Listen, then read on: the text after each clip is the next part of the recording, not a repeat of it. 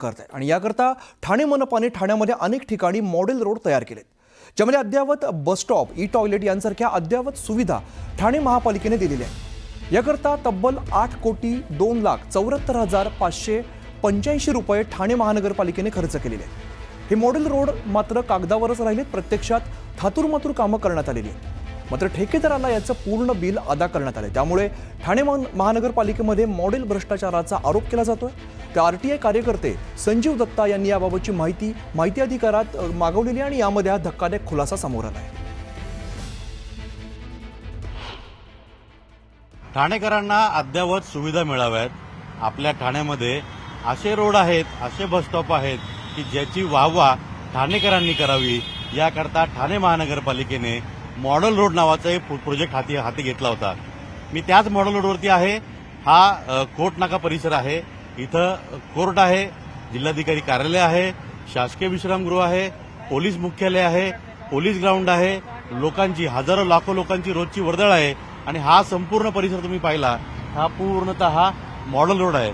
अगदी फुटपाथ पासून ते तिथं झाडं लावण्यापासून तिथं लाईटचे पोल असतील, बसस्टॉप असतील, अद्ययावत बसस्टॉप, त्याच पद्धतीने ई टॉयलेट असेल, आईस्क्रीम पार्लर असेल, वेगवेगळ्या सुविधा ज्या आहेत या ठाणेकरांना देण्याकरता ठाणे महानगरपालिकेने मॉडेल रोड नावाचा एक प्रोजेक्ट आणला होता आणि त्या प्रोजेक्टनुसार ठाण्यामध्ये जवळपास 8 ते 10 ठिकाणी मॉडेल रोड तयार करण्यात आलेले आहेत।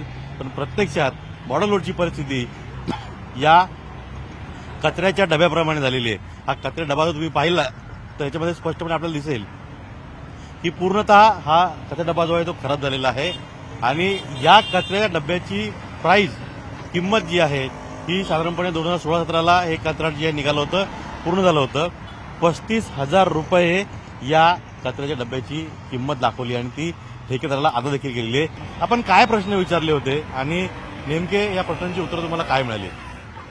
पहिले तर ठाणे महानगरपालिकांनी इथं जाहीर केला होता का मॉडेल रोड होणार आहे। मॉडेल रोड म्हटलं का लोकांना वाटलं का खूप मोठा काहीतरी चांगला काम होणार असेल, पण या कामात सर्व भ्रष्टाचारच झालेला आहे।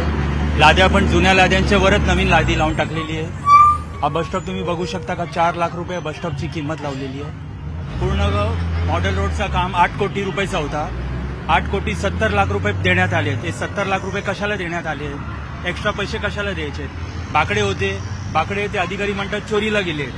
दुसरी गोष्ट, ई पार्लर येणार होतं, आईस्क्रीम ई पार्लर, ते पण नाहीयेत। डस्टबिन लावले, 35,000 रुपयाचं एक डस्टबिन लावले, ते पण जागेवर नाहीयेत। ठाणे महानगरपालिकेचा हा मॉडेल रोड आहे का मॉडेल भ्रष्टाचार आहे, असा प्रश्न ठाणेकर करतायत। व्हिडिओ जर्नलिस्ट संदीप पवारसह अजित मांढरे, न्यूज 18 लोकमत, ठाणे।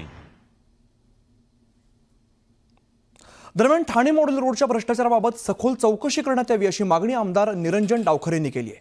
तर या संदर्भात मी आयुक्त आणि उपमुख्यमंत्री एकनाथ शिंदे यांच्याशी भेट घेणार असल्याचे डावखरे म्हणालेत आणि या संदर्भात आमदार निरंजन डावखरे यांच्यासोबत बातचीत केली आमचे प्रतिनिधी अजित मांढरे यांनी।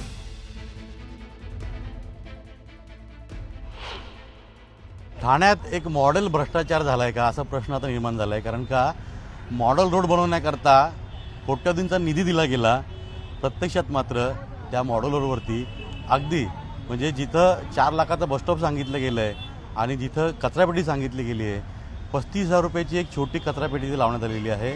मुळात हे पैसे ठाणेकरांचे आहेत, नागरिकांचे आहेत, या पैशांचा गैरवापर केला गेला असा आता प्रश्न निर्माण झाला आहे। हा एक मॉडेल भ्रष्टाचार आहे का?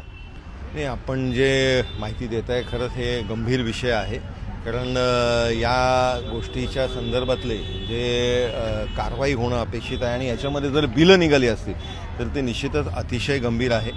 त्याचबरोबर हे मला वाटतं तत्कालीन त्यावेळेस जयस्वाल साहेब आयुक्त होते त्यावेळेस हे कन्सेप्च्युलाइज केलं होतं आणि त्याच्यानंतर पुढे याच्यामध्ये पूर्ण मॉडेल ठाणे या दृष्टिकोनाने मॉडेल रोड्स हा एक कन्सेप्ट जो राबवायचा होता तो पूर्णपणे राबवला गेला नाही, हे आपल्याला निश्चितपणे दिसून येत आहे। कोर्टासमोरून, पोलीस मुख्यालयासमोरून आणि कलेक्टर ऑफिसमधून 12 बेंच चोरीला गेलेत। तिथे कॅमेरा नव्हते का? तक्रार झालेली नाही का? मग हे थातूरमातूर उत्तरं देऊन ज्यांनी भ्रष्टाचार केला आहे त्यांना पाठीशी घातलं जाते? नाही, ह्याच्यामध्ये सखोल चौकशी ही प्रशासनाकडनं झालीच पाहिजे आणि त्याच्यावरती दोषींवर कारवाई झालीच पाहिजे, ही आपलं जे म्हणणं आहे ते निश्चितपणे रास्त आहे। असे जर बेंच आपला जो मुख्य ज्या तिकडे सगळे प्रशासकीय इमारती आहेत याच्यासमोरनं चोरलं जात असेल तर खरंच हे हास्यास्पद आहे आणि मग हा कॉन्ट्रॅक्टर कोण आहे याच्याबद्दलची खरं हा महापालिकेचा जावई आहे का, हाही एक प्रश्न याच्यामधनं उभा राहतो. Video journalist Ramesh Bhatt, Ajit Mandhare, news 18 Lokmat, Thane.